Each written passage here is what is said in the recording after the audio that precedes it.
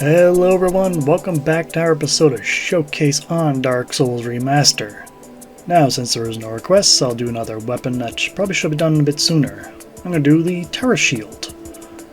Now, the Tower Shield description reads, Metal Great Shield, used by Knight Birkenai, I mispronounced his name, oh well, known for his heavy armor. This thick plate of iron is heavily defensive, but ultra heavy. Great shields are very stable, but deflect attacks, however one cannot parry and instead bashes with the shield.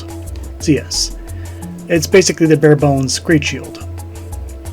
Stats are, well, we got a decent amount of physical damage, and a tiny bit of bonus for scaling. That parameter bonus, we got a D for strength, that's it.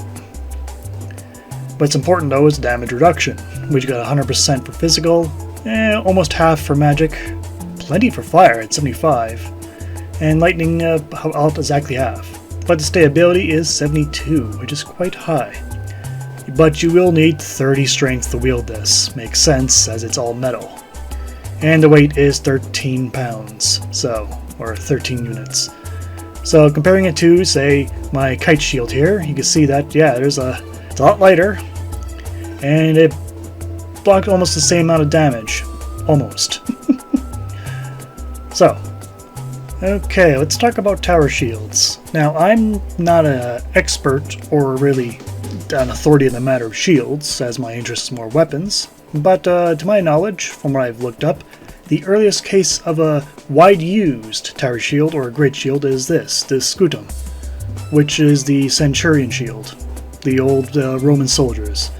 When they graduated to a formal army, they took their basic shields, which was fairly, round, well, the ones you would think you'd, run around with, to this one, where it's much larger, covered the entire body, and you can use in formations, which is not what I'm discussing here. All tower shields in Dark Souls, well, majority of them draw inspiration from this, though this example I'm showing a picture here is missing its boss in the middle of the shield, but no matter. They all serve the same purpose to protect oneself. Interestingly, in Dark Souls, we got the two handles. We got the carry handle and the arm slot, which you would normally have it when in combat. And of course, the limitations of the engine. You never really use that arm slot. It's neat that it's there though, though even it's not used. Alright, let's go on to some animations. Well, when you're guarding with it, which you're still using it by the carry handle, you can see just basic covering. It covers your basically entire body. The alternate ability is, of course mentioned, we have no parry. It's a bash, which you ram into opponents. Alright, if you equipped it in your right hand for whatever reason, the normal attack is that parry bash. Well, I shouldn't really call it a parry, but it's the alternate ability, that bash. There's no two hits, it's just one hit. Nothing new there. If you were to do power attack, you do get a unique, I don't say unique, but unique to the great shields. You're basically using it as a large, flat hammer and crushing your opponent with it. I don't think it's heavy enough to really crush, but it's there. Now, light step back attack, see, your light attack is basically you're running into your opponent and bashing them and squatting their feet, or shins, depending if you knocked them over. There is no power attack for the step back attack. Alright. So, we got the running attack, which is identical to the step back one. You're doing a slight little run from your running attack, and of course running into your opponent and stomping their feet. Alright, of course there's no power attack version of this, no surprise there, and that's it for the animations. So here's the weapon fully upgraded, the base upgrade, with 160 physical damage and 44 base, and you see the scaling didn't really improve. Now, this can be infused with divine and fire magic, the basic elements, not the specialized ones. And you see the stats does change, however, the defense remains the same. So the only reason why you would ever infuse this is to get different types of damage out of it, which I'll use in the base damage because that's realistically what you'd probably be using. Alright, so let's give it a little bit of test run. Using the shield as a weapon is not really the best way to go about things, but I'll use it as defense and a shield. So you can see, this is still the first playthrough, but I can at least bump opponents. But you can see that damage, this damage to my stamina is almost negligible. It's almost non-existent. You can try all day and never get through it. So yeah, against regular plain Jane enemies. Nothing great there. Alright, let's take it up a notch to a Boulder Knight. See how he fares. Since they do hit a bit harder, and they do use their shields a bit more effectively. Let's take a look. Okay, first I'll take a bash to him. And he survives it. Oh well. Now what I want to see is, can I go through a shield? Easily. So that's pretty easily there. So, as we can see, they can't really guard. Now, I'm going to put this in my right hand, and we're going to continue on. I'll use it more of a weapon and try those power attacks. So, for those who want to use it as a weapon, well, you can use the normal attack, and then use the power attack, and it doesn't kill amount of damage. However, as we see here, I know it's a glaring issue, trying to use it as a weapon. When an enemy is using, as you see there, as like a shield but a piercer, you can't actually get through his guard properly with the weapon. Alright, another thing I wanted to try and test out is a larger enemy or a more chaotic situation. So I decided to jump down here. And mind you, I do apologize if I keep punching randomly. It's because I work with a darn keyboard, and I'm not too used to controls. I don't think I ever will be. But yes, even in this chaotic situation, the enemies can't get through my defense. Unless I put my shield down, and that's if I'm no longer holding the right button on my mouse. So, the question is, can you defeat the first boss using only the shield? Well, of course you can, but how effective is it?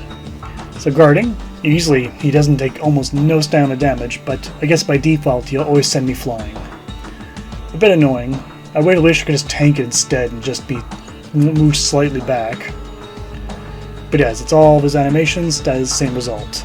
So I'll then use the bash, and you can see, it's acceptable amount of damage. But still, it's the reality of trying to use this as a weapon. Not feasible.